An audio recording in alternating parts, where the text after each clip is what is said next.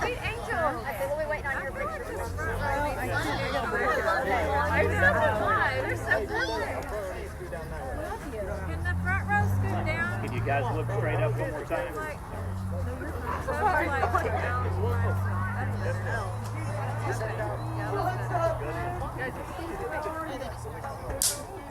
Riley, look this way. I love it. Jackson, you're here for it. Don't move. Stephanie said don't move. Don't move. Stephanie said it.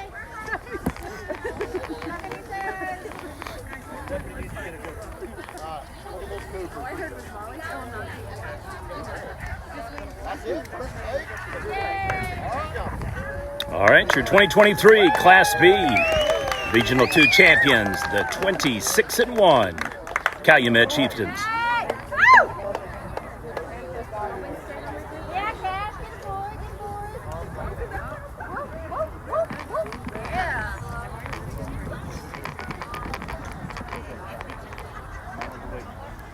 In state, boys.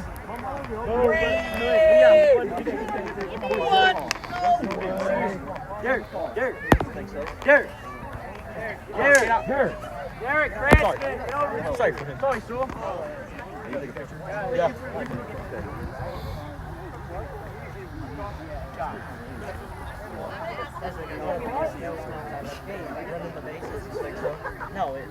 You want to get a quick one in? Yeah. All right. I'll just have you back just a little bit. That way we don't catch the hose. All right, Coach Thiessen, tell me two things. How sure were you when you made the move to come from Lokiba 2 years ago?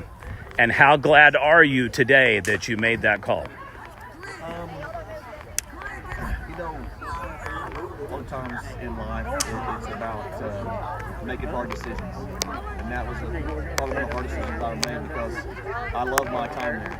I had a lot of success there, and I had to leave home. I was living there in East Cleveland. That's where I grew up, and to make the decision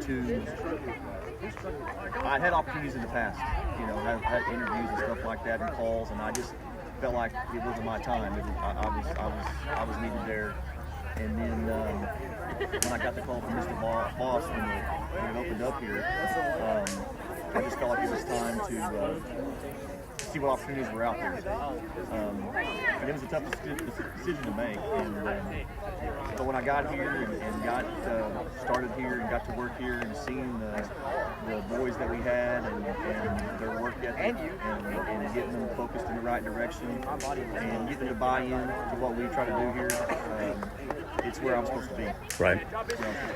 Some programs in schools, they can recruit, others reload. I think others have the resources to be competitive just because of what they have to offer. But what was it like kind of reinstalling the philosophy, the coaching, the fundamentals, the discipline, the whole package that you had at Lokiba? What was it like coming here and not necessarily being guaranteed to go to state because they hadn't been going to state? So you had to reinstall. You had to take your offense, you had to take your defense, you had to take your coaching acumen and come over. What was it like that first season, and what did you actually think you were going to be able to accomplish? Well, from the get-go, that first summer we just played 4 games because they had not been playing summer baseball here. And so I scheduled 4 games, tried to find 4 games.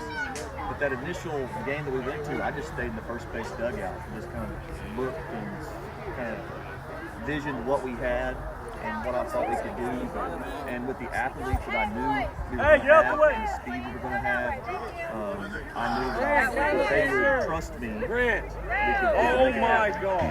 And I think that trust is what you got to gain, and I think that's what I've gained here with these boys is that trust to understand what we want, come out to practice every day and work hard, and just buy in, because to play how we try to play and do what we try to do with our program, you have to really install that aggressiveness, and it's easier to pull it back than it is to make them have it. And so we try to stay on board, and then we'll pull you back, you know. But like I said, at the Sickles they had a tradition, and we all know that they had a tradition of high quality baseball, high quality kids, and they still do.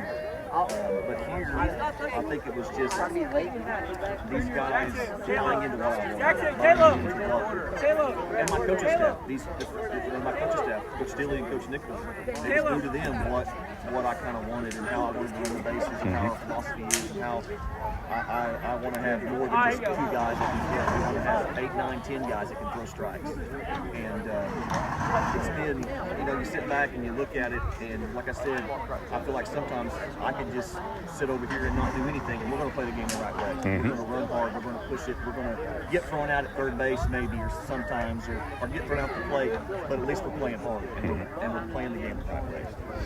2 years, 3 seasons, consecutive back-to-back-to-back appearances in state. First time in school history for Calumet. First playoff win in history. Got them to the semifinals. I know this year's goals are different than last year's goals.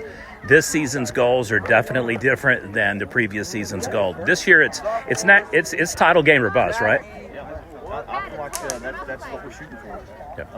Last year, it's growing. You know, last year it was getting there for the first time in 45 years, and last spring I thought was a kind of a failure on our part because we were better than the first round exit team. But this year, with the work we put in the weight room and the work we put in the summer, and what they've done, I think this year, I think we've got the tools that if we put it together and play like we've been playing.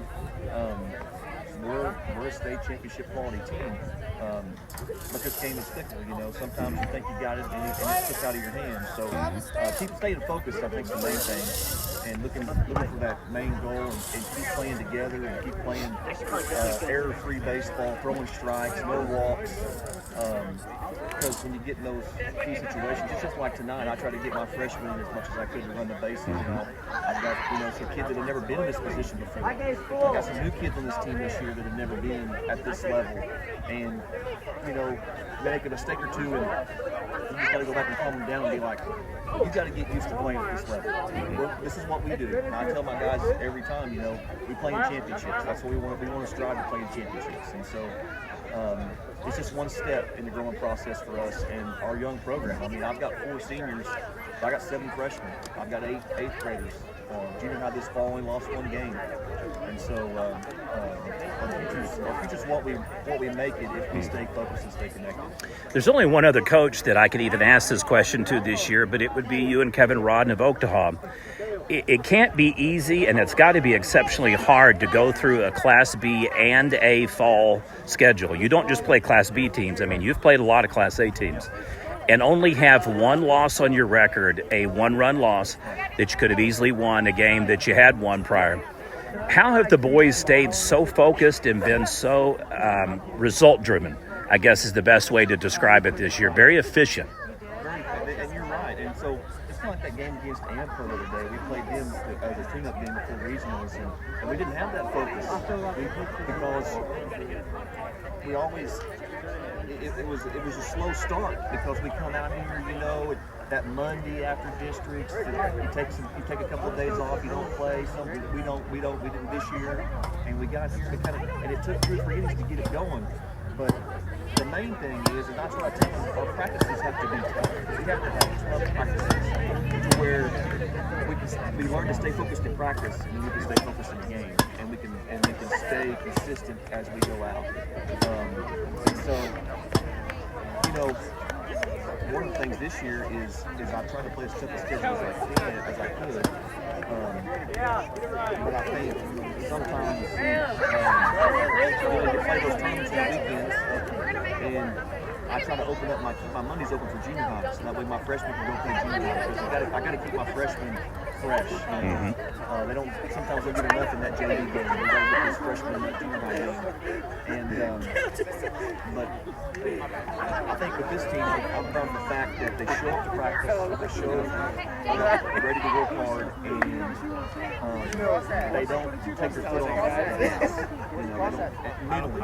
Maybe sometimes we may back off a little bit if we're up big, but as far as staying focused, we stay focused. And I think that comes with leadership. I mean, my seniors and my juniors, these boys get along so well. They hang out together all the time. There's no friction inside of the meeting at all. They're great students. We got great. I mean, I think we might have a chance to be academic state champions this year. Never had that happen before. This group has and so they work for hard workers, And so that's the thing I appreciate about them is they show up every day. One final question. Since you're, in effect, 2 wins and done today, you won't play tomorrow, you won't play Saturday. Any pickup game Monday or Tuesday, or you just going to roll into the tournament on 6 days rest? In the past, this might be a different opportunity. We just have to get through tomorrow and see who's in, see who may be available to pick up the game. Sometimes I just like to have good hard practices and just stay focused that way.